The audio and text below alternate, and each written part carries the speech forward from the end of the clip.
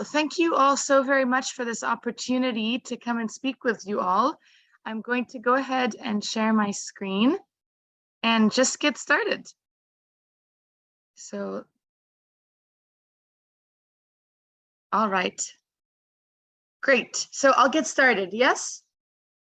Good. Well, I'm not going to provide too much of an introduction to the Global Compact, assuming many of you are well aware of this initiative being a participant of the Global Compact. We now count with over 16,000 companies from around the world, as well as 3,000 non-business participants. We have presence in over 160 countries through our Global Compact participation.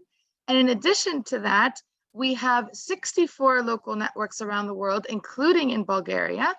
And since around a year ago, we started hiring what we call country managers in different countries where we do not yet have a local network, so that we can start exploring opportunities for potentially creating a local network in the future.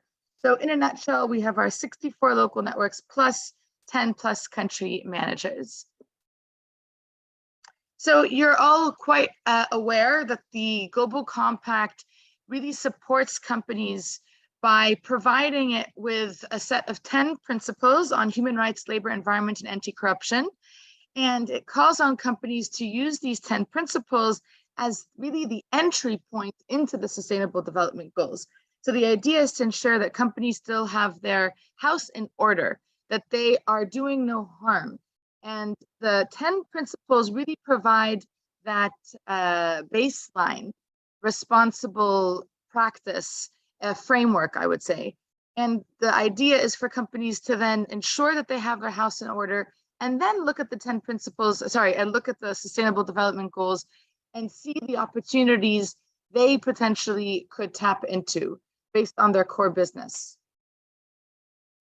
So the role of the private sector in achieving the Sustainable Development Goals is really critical. We're well aware that we are not on progress to achieve the SDGs. We're actually quite far from it.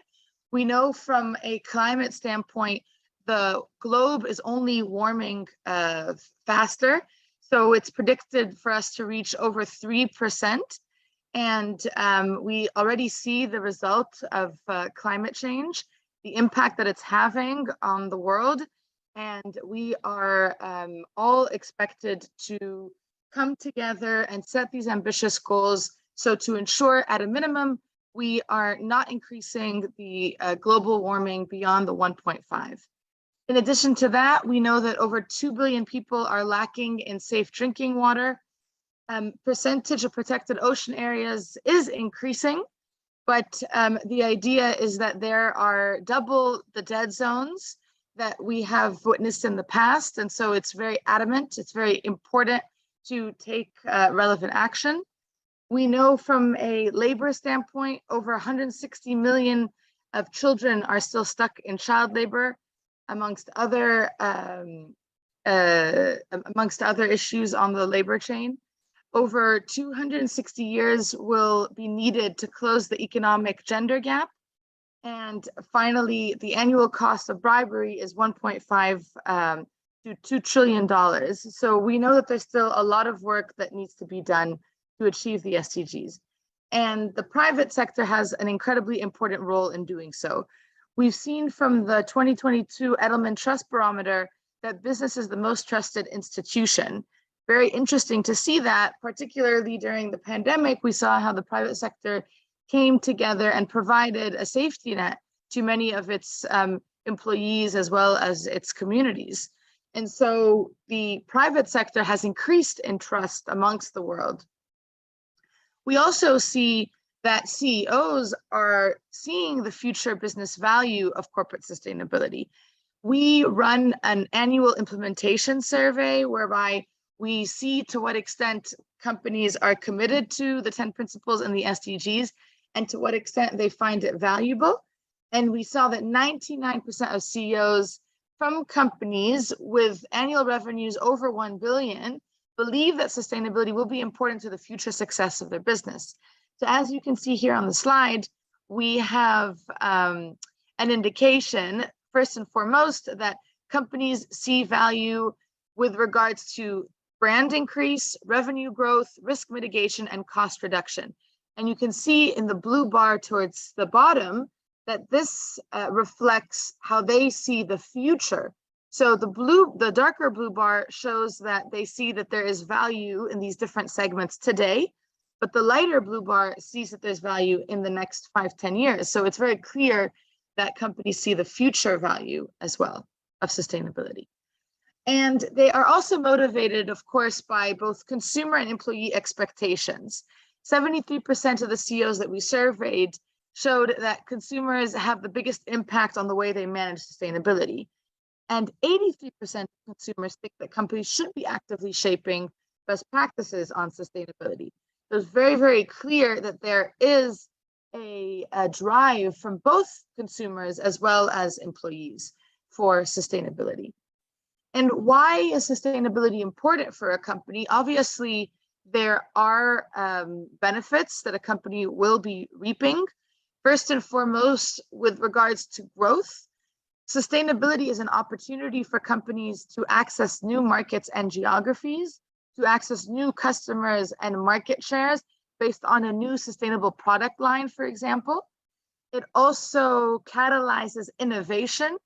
There are a lot of opportunities to innovate in the sustainability space because there are still a lot of solutions to be developed. And so this drives R&D and innovation. And of course, it is an imperative to a long-term strategy. It is not short-termism. It is very much about the long-term sustainability of a company. And so embedding corporate sustainability into its strategy allows for long-term considerations. In addition to that, there are productivity benefits to corporate sustainability from an operational side, from a human capital side. Again, as we noted, employees are more keen to join sustainable companies nowadays, especially if companies are trying to attract young talent. They want to work for companies that reflect their own personal values. And so we see an increased level of productivity amongst employees when they're working for companies that they feel proud about. Not to mention operational efficiencies. This also brings me to the final category, which is risk management. We know that if there are disruptions, whether it's the supply chain or to employees doing their job, this is going to cause operational supply chain risks, not to mention reputational ones. So corporate sustainability can also be seen as a risk management tool because it forces companies to run impact assessments and due diligence well ahead of time to identify what the potential risks could be within its ecosystem, and then to take mitigating factors to avoid those risks. We also see that companies, especially obviously we're looking now at those larger companies, say that are publicly listed, they have higher ESG scores than those that are non-participating in the Global Compact. So we have, through the Boston Consulting Group, done a very thorough evaluation to see that indeed Global Compact companies score higher in ESG than non-Global Compact companies. So now I want to move into the Global Compact's new 2021-2023 strategy. And I want to emphasize the 5 major shifts that really underpin this strategy. First and foremost, companies are now being held to account more than ever. What does this essentially mean? I'll be speaking to this in different slides, but maybe just briefly, what the Global Compact has done is that it has first and foremost launched a whole new reporting framework. So starting from February of 2023 next year, all of you will be reporting to the new reporting framework, which has 60 mandatory questions to complete. In the past, you would ask companies to simply upload a sustainability report and respond to just a few questions here and there around what was in the report. Now we're not asking companies to do that anymore. We're actually asking them to complete a very robust survey of 60 mandatory questions that are aligned with the SDG targets as well as the 10 principles. So the framework is organized under human rights, labor, environment, and anti-corruption, as well as governance. And it looks at the policies, the practices, and the outcomes. And what this 60 mandatory questionnaire includes are multiple choice questions whereby you can select the best practices that may or may not be in your company. And then finally, there's always an opportunity to respond to an open-ended question. So that's how we're holding companies to account now. There will also be, in the next year or two, we're going to start doing checks to see whether companies are also making progress on some of the goals that they have set out in the framework. And so this is also really critical. We want companies to improve their practices, not necessarily stay stagnant. So if they're saying that they're going to achieve XYZ goal, say reducing their carbon emissions, they need to be very transparent around how quickly they're going to achieve that goal. And in this new COP, they're going to communicate how they're progressing every year. So we are going to start looking for progress. That's the way that we hold our companies to account. In addition to that, the Global Compact strategy is also very much focused on ensuring that companies around the world, even when there's no local network, have global coverage, are engaging through local or regional presence. So this is what we call balanced growth of local and regional networks for global coverage. I just mentioned that we have 10 country managers in prioritized countries around the world, whereby we've hired these people to start recruiting companies and determine whether there is a viability for a local network in the next year or two. In addition to that, we also have what we call our regional hubs. I have a slide that provides a bit of an overview on these regional hubs, but just for your understanding, we have 5 regional hubs around the world. I myself am situated out of the Dubai hub, which covers our presence in Eastern Europe as well as in the Middle East. And we're going to be hiring more people to support our presence within the region, to support our existing local networks, including in Bulgaria, and then also to support countries within the region that do not have local networks as well. Then we move to our major shift number 3. So that is around measurable impact in prioritized areas. The Global Compact has already identified what it's called its lead and shape areas.